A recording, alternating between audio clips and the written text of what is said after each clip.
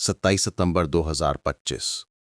सुबह जब वक्त था जब गांव की औरतें खेतों में काम करने के लिए जा रही थीं, तभी पास उनको एक तीखी दुर्गंध महसूस हुई, जैसे कोई जानवर मर के सड़ गया हो। औरतों को ये जानने की उत्सुकता हो गई कि आखिर है क्या जिसके वजह से इतनी दुर्गंध आ रही है, जिसके वजह से वो झाड़ियों के पास जाने की कोशिश करती हैं। जैसे जैसे वो पास जा रही थीं, वैसे वैसे वो दुर्गंध बढ़ते जा रही थी।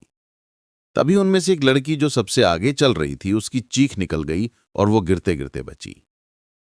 वो वहां के नजारे को देख के बदहवास सी हो गई। ये सब देख जब बाकी की औरतें आगे बढ़ीं, तो वहां जो उन लोगों ने देखा, सबके होश उड़ गए। सभी डर के पीछे भागीं, क्योंकि वहां का नजारा था कुछ वैसा। वहां कोई जानवर नहीं बल्कि किसी इंसान की डेड बॉडी पड़ी हुई थी, और वो भी लगभग 19-20 साल के लड़के की। आखिर उस लड़के के साथ हुआ क्या था? कौन था जिसने इतनी बेरहमी से उसकी जान ले ली? आप सोच रहे होंगे बस एक और हत्या की कहानी है, लेकिन नहीं, ये मामला कुछ और है। यहां मौत के पीछे सिर्फ एक कातिल नहीं बल्कि वासना, धोखा और बदले की तिकड़ी छिपी है। सवाल कई हैं, लेकिन जवाब एक ऐसी खूनी कहानी में दफन है जो जितनी शांत दिखती है, अंदर से उतनी ही हिला देने वाली है। आइए जानते हैं कहानी के अंदर की कहानी। और आप देख रहे हैं द केस ऑफ टुनटुन। नमस्कार दोस्तों, मैं सूर्यजीत। जैसा कि आपने देखा कि जब गांव की औरतों ने देखा कि ये तो किसी नौजवान लड़के की डेड बॉडी है, तो पूरे गांव में खलबली मच गई। जिसको भी पता चला वो भाग कर आया देखने के लिए। वहीं एक घर था उसी गांव में जिसमें एक बूढ़ी औरत रहती थी, जिसका 20 साल का इकलौता बेटा पिछले 2 दिनों से लापता था। जब डेड बॉडी मिलने की खबर मिलती है तो वो बूढ़ी महिला भी अपने दिल के धड़कनों को संभाले हुए आगे बढ़ती है। उसके मन में हजारों बुरे ख्याल करवटें ले रहे थे। उसकी आंखें नम हो गई थी, पर फिर भी खुद को संभाले हुए वो गांव के बाहर की तरफ जाती है, जहां की काफी सारे लोगों की भीड़ पहले से जमा हो रखी थी। सभी आपस में बातें कर रही थी कुछ न कुछ। वहीं जैसे जैसे वो महिला करीब जा रही थी, उसकी धड़कनें और तेज होती जा रही थीं। और ज्यों ही उस महिला की नजर उस डेड बॉडी पर पड़ती है, जैसे ही वो बूढ़ी महिला उस बॉडी को देखती है, दहाड़े मारकर बेहोश हो जाती है और वहीं गिर जाती है। हालांकि वो बॉडी जो थी, वो औंधे मुंह पड़ी थी, यानी उसका चेहरा ठीक से दिख नहीं रहा था। फिर भी उसके कपड़ों को देखकर ही वो बूढ़ी औरत बेहोश हो गई थी। वहीं किसी जिम्मेदार नागरिक ने, गांव के ही किसी व्यक्ति ने पुलिस को फोन कर दिया था और पुलिस आ गई थी। पुलिस ने आते ही सबसे पहले लोगों को घटनास्थल से दूर किया और बॉडी की शिनाख्त करने के लिए पूछताछ की जाने लगी, जिससे ये बात सामने आई कि वो बॉडी किसी और की नहीं बल्कि उस गांव के ही एक लड़के टुनटुन की थी, जो कि उस बूढ़ी बेसहारा औरत का एकमात्र सहारा था। शुरुआती कार्रवाई करने के बाद पुलिस बॉडी को पोस्टमार्टम के लिए भेज देती है और गांव के लोगों से पूछताछ करने लगती है। वहीं कुछ लड़के जो थे, वो दबी जुबान में कुछ बातें कर रहे थे, जिससे पुलिस को कुछ शक होता है।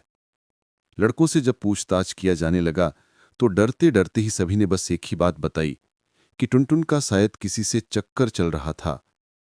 किसी का नाम ना बताते हुए लड़कों ने इशारों में ही ये बताया कि गांव के ही किसी शादीशुदा महिला से उसका नाजायज संबंध बन गया था। ऐसी अफवाहें हैं गांव में। दूसरे दिन यानी 28 सितंबर को पुलिस बॉडी को पोस्टमार्टम के बाद उसके रिश्तेदारों को दे दी जाती है। पुलिस को यह शक तो हो गया था कि ये जो भी हुआ है, कहीं न कहीं प्रेम प्रसंग के कारण ही हुआ है। तो पुलिस ने टुनटुन की मोबाइल की सीडीआर निकलवाती है, जिसमें एक ही नंबर बार बार देखने को मिलता है और उसी नंबर पर बहुत लंबी लंबी बातें हुई थीं। और जब नंबर का डिटेल्स निकाला गया तो वो सिम देबानंद साहनी के नाम पर रजिस्टर्ड होती है, जो कि उसी गांव का रहने वाला होता है। अब पुलिस जो है वो देबानंद को पकड़ती है, जो कि वहीं गांव में ही मिल जाता है, और उसे थाने लेके जाया जाता है। पुलिस के कड़ाई से पूछताछ करने पर देबानंद ने जो बताया वो किसी बॉलीवुड मूवी के कहानी से कम नहीं था, क्योंकि आजकल की फिल्मों में वही सब दिखाया जा रहा है जिसका असर आज के समाज में और आज की युवा लोगों में देखा जा सकता है। देबानंद ने जो बताया उसे सुनकर यह फैसला करना मुश्किल हो जाता है कि कौन असली गुनहगार है, देबानंद जिसने टुनटुन को मारा था, या फिर टुनटुन खुद जिसकी हरकतों की वजह से वो मारा गया था और एक परिवार बर्बाद हो गया था? या फिर ये समाज, ये मोबाइल कल्चर जिसे देख देख करके युवा जो हैं वो राह भटक जा रहे हैं?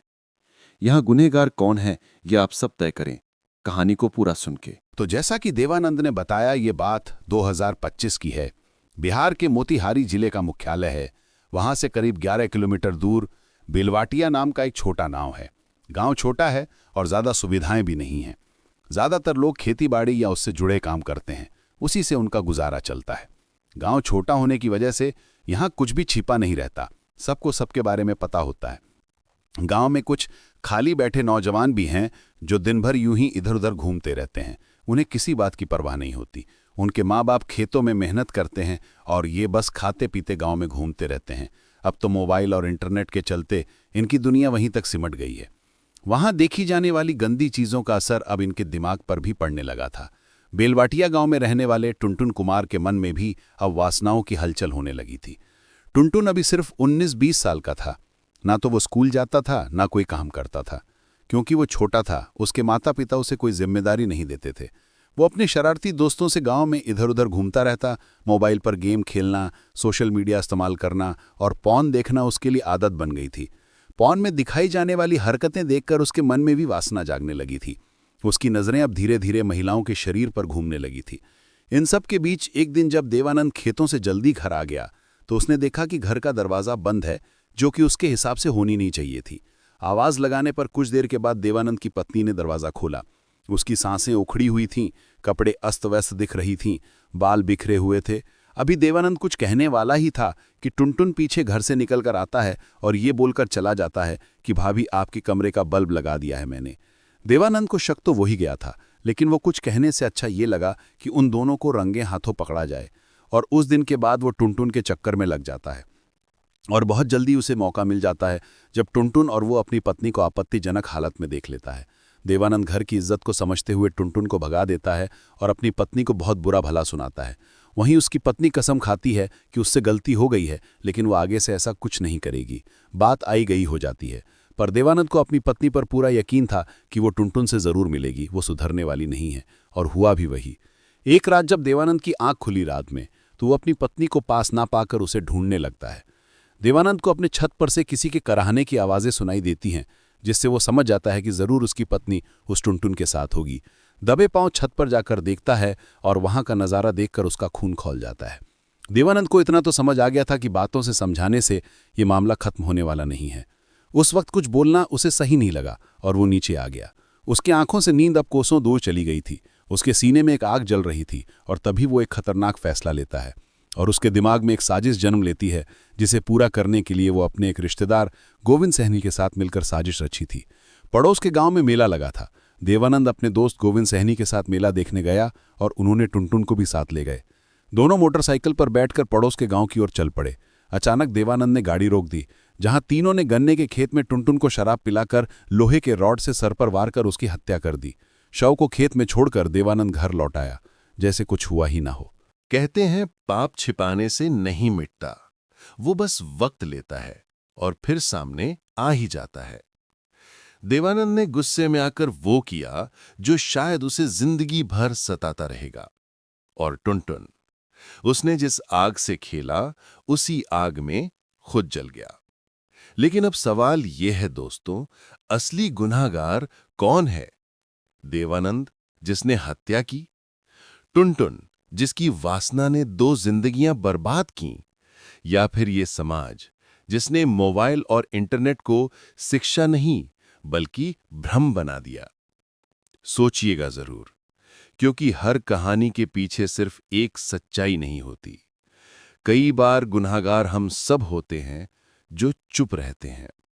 और याद रखिए, वासना हमेशा विनाश की जड़ होती है। मैं हूं सूरज और आप देख रहे थे स्टोरी बाय सूरज, जहां हर सच्ची कहानी एक सबक छोड़ जाती है। मिलते हैं अगले केस में, जहां सच फिर एक बार खामोशी को तोड़ेगा। जय हिंद।